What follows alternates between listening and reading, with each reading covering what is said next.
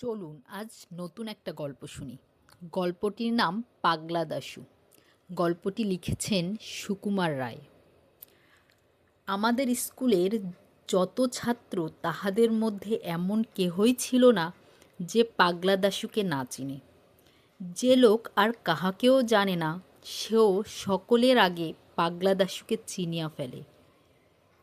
সেবার এক নতুন দারোয়ান আসিল, একেবারে আনকোড়া পাড়া গেয়ে লোক।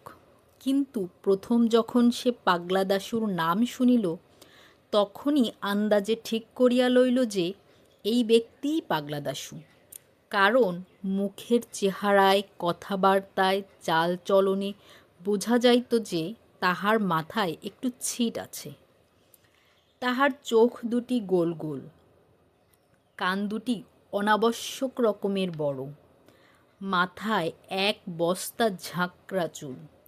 চেহারাটা দেখিলেই মনে হয় ক্ষীণ দেহ, খর্বকায়, মুন্ডু তাহে ভারী, যশোরের কই যেন নরমূর্তিধারী।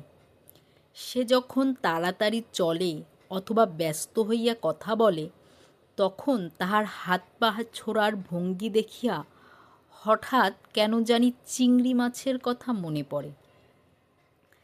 সে যে বোকা ছিল তাহা নয়, অঙ্ক কষিবার সময় বিশেষত লম্বা লম্বা গুণ ভাগের বেলায় তাহার আশ্চর্য মাথা খুলিত। আবার এক এক সময় সে আমাদের বোকা বানাইয়া তামাশা দেখিবার জন্য এমন সকল ফন্দি বাহির করিত যে আমরা তাহার বুদ্ধি দেখিয়া অবাক হইয়া থাকিতাম।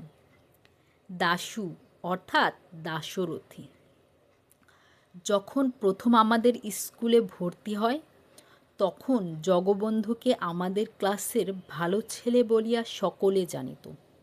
সে পড়াশোনায় ভালো হইলেও তাহার মতো অমন একটি হিংসুটে ভিজে বেড়াল আমরা আর দেখি নাই।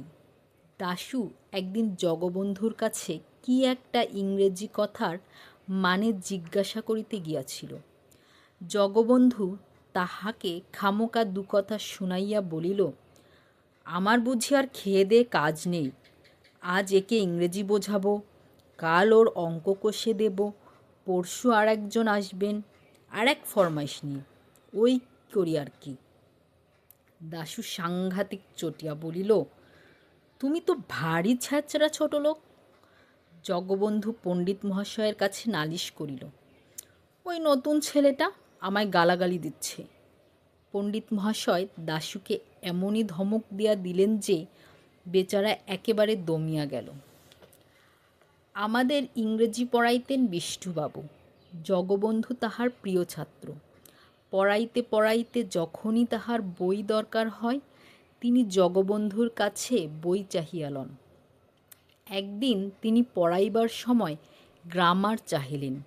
জগবন্ধু তাড়াতাড়ি তাহার সবুজ কাপড়ের মলাট দেওয়া গ্রামারখানা বাহির করিয়া দিল। মাস্টার মহাশয় বইখানি খুলিয়াই হঠাৎ গম্ভীর হইয়া জিজ্ঞাসা করিলেন, বইখানি কার? জগবন্ধু বুক ফুলাইয়া বলিল, আমার। মাস্টার মহাশয় বলিলেন, নতুন সংস্করণ বুঝি?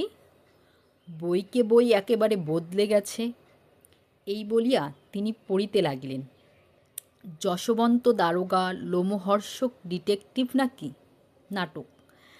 জগবন্ধু ব্যাপারখানা বুঝিতে না পারিয়া বোকার মতো তাকাইয়া রহিল। মাস্টার মহাশয় বিকট রকম চোখ পাকাইয়া বলিলেন, এইসব জ্যাঠামি বিদ্যে শিখছ বুঝি? জগবন্ধু আমতা আমতা করিয়া কি যেন বলিতে যাইতেছিল, কিন্তু মাস্টার মহাশয় এক ধমক দিয়া বলিলেন, থাক থাক, আর ভালো মানুষই দেখিয়ে কাজ নেই, ঢের হয়েছে। লজ্জায় অপমানে জগবন্ধুর দুই কান লাল হইয়া উঠিল। আমরা সকলেই তাহাতে বেশ খুশি হইলাম। পরে জানা গেল যে এটি দাশু ভায়ার কীর্তি। সে মজা দেখিবার জন্য উপক্রমণিকার জায়গায় ঠিক ঐরূপ মলাট দেওয়া একখানা বই রাখিয়া দিয়াছিল। দাশুকে লইয়া আমরা সর্বদাই ঠাট্টা তামাশা করিতাম এবং তাহার সামনেই তাহার বুদ্ধি ও চেহারা সম্বন্ধে অপ্রীতিকর সমালোচনা করিতাম। তাহাতে একদিনও তাহাকে বিরক্ত হইতে দেখিনি।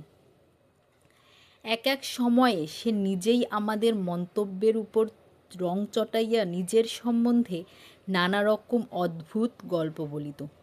একদিন সে বলিল, ভাই, আমাদের পাড়ায় যখন কেউ আমসত্ত্ব বানায় তখন আমার ডাক পড়ে, কেন জানিস? আমরা বলিলাম, খুব আমসত্ত্ব খাস বুঝি? সে বলিল, তা নয়, যখন আমসত্ত্ব শুকোতে দেয় আমি সেইখানে ছাদের উপর বার দুয়েক চেহারাখানা দেখিয়ে আসি, তাতেই ত্রিসীমানার যত কাক সব ত্রাহি ত্রাহি করে ছুটে পালায়, কাজেই আর আমসত্ত্ব পাহারা দিতে হয় না। একবার সে হঠাৎ পেন্টেলুন পরিয়া স্কুলে হাজির হইল। ঢলঢলে পায়জামার মতো পেন্টেলুন আর তাকিয়ার খোলের মতো কোট পরিয়া তাহাকে যে কিরূপ অদ্ভুত দেখাইতেছিল তাহা সে নিজেই বুঝিতেছিল এবং তাহার কাছে ভারী একটা ব্যাপার বলিয়া বোধ হইতেছিল। আমরা জিজ্ঞাসা করিলাম, পেন্টেলুন পরেছিস কেন? দাশু একগাল হাসিয়া বলিল, ভালো করে ইংরেজি শিখব বলে। আর একবার সে খামোখা ন্যাড়া মাথায় এক পট্টি বাঁধিয়া ক্লাসে আসিতে আরম্ভ করিল এবং আমরা সকলে তাহা লইয়া ঠাট্টা তামাশা করায় যার পরনাই খুশি হইয়া উঠিল। দাশু আদপেই গান গাহিতে পারে না, তাহার যে তালজ্ঞান বা সুরজ্ঞান একেবারেই নাই সে কথা সে বেশ জানে। তবু সেবার ইন্সপেক্টর সাহেব যখন স্কুল দেখিতে আসেন তখন আমাদের খুশি করিবার জন্য চিৎকার করিয়া গান শুনাইয়াছিল। আমরা কেহ ওরূপ করিলে সেদিন রীতিমতো শাস্তি পাইতাম, কিন্তু দাশু পাগলা বলিয়া তাহার কোনো শাস্তি হইল না। আজ এ পর্যন্ত, বাকিটুকু পরবর্তী অংশে শোনানো হবে। আপনাদের কাছে গল্পটি কেমন লাগছে? ভালো লাগলে লাইক এবং সাবস্ক্রাইব করতে ভুলবেন না। ধন্যবাদ।